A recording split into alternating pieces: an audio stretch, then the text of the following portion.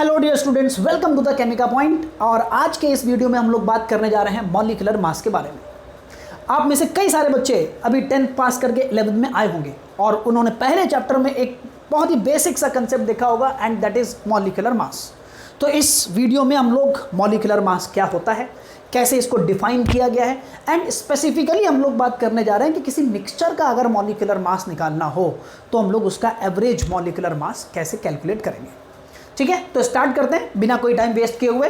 Molecular mass बच्चों, basic definition अगर बोली जाए तो मॉलिक्यूलर मास मींस किसी भी सब्सटेंस के एक मॉलिक्यूल का मास, है ना। अगर सब्सटेंस प्योर है ना, मीन जैसे अगर मान लीजिए कोई कंपाउंड है या फिर कोई एलिमेंट है तो उसका मॉलिक्यूलर मास बड़ा सिंपल सा है, उसके एक मॉलिक्यूल में जितने भी एटम्स प्रेजेंट हैं उन एटम्स के मासेस का समेशन, उसको हम लोग मॉलिक्यूलर मास के फॉर्म में डिफाइन करते हैं, है ना। फॉर एग्जांपल कार्बन डाइऑक्साइड एक कंपाउंड है, राइट। और कार्बन डाइऑक्साइड का अगर आपको मॉलिक्यूलर मास निकालना हो तो हम लोग सीधे सीधे बोल सकते हैं कि इसमें एक कार्बन एटम और दो ऑक्सीजन एटम्स हैं, इन दोनों के मासेस का जो समेशन होगा that will be the molecular mass of carbon dioxide, है ना। तो कार्बन का मास 12, ऑक्सीजन का मास 16 होता है, दो एटम्स हैं, that means 2 × 16 and that will give us the molecular mass of carbon dioxide as 44 AMU, atomic mass units. ठीक है, तो ये एटॉमिक मास हो गया कार्बन डाइऑक्साइड का। और ऐसे ही आप किसी भी कंपाउंड या एलिमेंट के मॉलिक्यूल का मॉलिक्यूलर मास निकाल सकते हैं, है ना। सिमिलरली मान लीजिए आप ऑक्सीजन, एक एलिमेंट का भी एग्जांपल ले लेते हैं। ऑक्सीजन, इसके एक मॉलिक्यूल में ऑक्सीजन के दो एटम्स हैं, है ना। तो इसका मॉलिक्यूलर मास क्या हो जाएगा 2 × 16 दैट इज 32 AMU। तो प्योर सब्सटेंस के लिए यार मॉलिक्यूलर मास बहुत सिंपल सा कंसेप्ट है। लेकिन अगर अपने पास कोई मिक्सचर है, मिक्सचर मीन्स ऐसा सब्सटेंस जिसमें दो या दो से ज़्यादा प्योर कंपोनेंट्स को आपस में मिक्स किया गया हो, उसको हम लोग बोलते हैं मिक्सचर। और उसका अगर हम लोगों को मॉलिक्यूलर मास निकालने को बोला जाए तो सबसे पहली बात बच्चों, किसी भी मिक्सचर का जब हम लोग मॉलिक्यूलर मास बोलते हैं तो एक्चुअल में जो उसका प्रॉपर वर्ड है दैट इज एवरेज मॉलिक्यूलर मास, है ना। मिक्सचर के केस में हम लोग क्या वर्ड यूज करते हैं, एवरेज मॉलिक्यूलर मास। तो भाई अब एवरेज मॉलिक्यूलर मास का क्या मतलब है? एवरेज मॉलिक्यूलर मास मींस किसी भी मिक्सचर में जो भी कंपोनेंट्स प्रेजेंट हैं उनके मॉलिक्यूलर मासेस का एवरेज। अब ये एवरेज किस तरीके से निकाला जाता है, किसी भी मिक्सचर का हम लोग एवरेज मॉलिक्यूलर मास कैसे निकाल सकते हैं, इसको हम लोग एक सिंपल से एग्जांपल समझेंगे और उसी के बेसिस पर मैं आप लोगों को इसका एक फॉर्मूला भी डिराइव करके दिखाऊंगा। ठीक है, चलिए देखते हैं। तो हम लोग एक क्या सिंपल सा मिक्सचर ले लेते हैं दैट इज एयर, है ना। एयर तो मिक्सचर होमोजेनियस मिक्सचर है गैसेस का। तो एयर में, लेकिन अभी मैं मान के चल रहा हूं कि भाई एयर में दो ही कंपोनेंट्स मेनली एग्जिस्ट करते हैं, वन इज नाइट्रोजन और दूसरा कंपोनेंट एयर के अंदर ऑक्सीजन प्रेजेंट है। और इन दोनों का आपको एयर में परसेंटेज पता है, मतलब हम लोगों को एयर का कंपोजिशन भाई पता है, परसेंटेज कंपोजिशन पता है। नाइट्रोजन का एयर में परसेंटेज अप्रोक्सीमेटली 80% के आसपास है और ऑक्सीजन का परसेंटेज एयर में लगभग 20% के आसपास होता है। अब इस मिक्सचर का मतलब एयर का हम लोगों को एवरेज मॉलिक्यूलर मास निकालना है। तो यार देखो, मॉलिक्यूलर मास की बच्चों जो बेसिक डेफिनेशन है वो तो यार कभी नहीं चेंज होने वाली ना। बेसिक डेफिनेशन कभी चेंज ही नहीं होती, किसी भी चीज की नहीं चेंज होती। तो मॉलिक्यूलर मास मींस किसी भी सब्सटेंस के एक मॉलिक्यूल का एवरेज मास, उसको हम लोग बोलते हैं मॉलिक्यूलर मास, एवरेज मॉलिक्यूलर मास। ठीक है, तो मतलब हम लोगों का टास्क यहाँ पर भी वही है कि हम लोगों को जो भी सैंपल दिया हुआ है उसके एक मॉलिक्यूल का एवरेज मास निकालना है। तो यार मान लो भाई हमने क्या किया, एयर का एक सैंपल लिया जिसमें कि टोटल 100 मॉलिक्यूल्स प्रेजेंट हैं, 100 मॉलिक्यूल्स। तो भैया इस परसेंटेज कंपोजिशन के अकॉर्डिंग नाइट्रोजन के कितने मॉलिक्यूल्स होने चाहिए, 80 मॉलिक्यूल्स। ऑक्सीजन के कितने होने चाहिए, 20 मॉलिक्यूल्स। तो हम लोग इस सैंपल का टोटल मास निकाल सकते हैं, है कि नहीं भाई। नाइट्रोजन का मॉलिक्यूलर मास पता है हम लोगों को, ऑक्सीजन का भी पता है, इनके नंबर ऑफ मॉलिक्यूल्स 100 में पता ही है।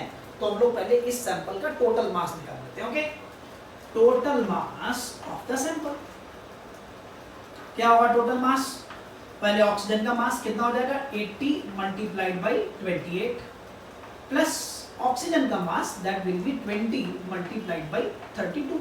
यही है भाई ऑक्सीजन का मॉलिक्यूलर मास। और इस बेसिस पर आपको इस एयर सैंपल का टोटल मास पता चल जाएगा, right. 0, 64 and 22, 2240 plus 640 and that will give us 2880, right. ये भैया 100 मॉलिक्यूल्स के इस सैंपल का हम लोगों को टोटल मास पता चल गया। अब हम लोगों को क्या निकालना है, मॉलिक्यूलर मास। फिर से मैं बता दूं यार, मॉलिक्यूलर मास मींस एक मॉलिक्यूल का मास। तो ये तो भैया 100 मॉलिक्यूल का मास है। ये जो उन्होंने टोटल मास निकाला है, ये 100 मॉलिक्यूल का मास निकाला है, तो एक मॉलिक्यूल का मास कितना होगा, इसका एवरेज मतलब 100 से इसको डिवाइड कर दीजिए।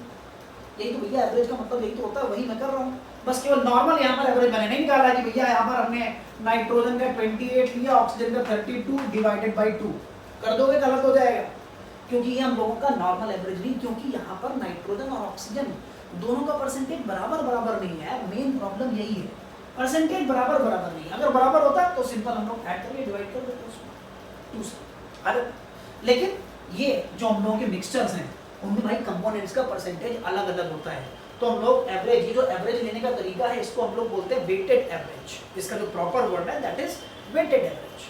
अब हम लोग इस मिक्सचर का एवरेज मॉलिक्यूलर मास लिख सकते हैं। Average molecular mass M mixture will be equal to total mass that is 2880 divided by number of molecules which is 100 and that will give us the mixture molecular mass of the mixture as 28.8।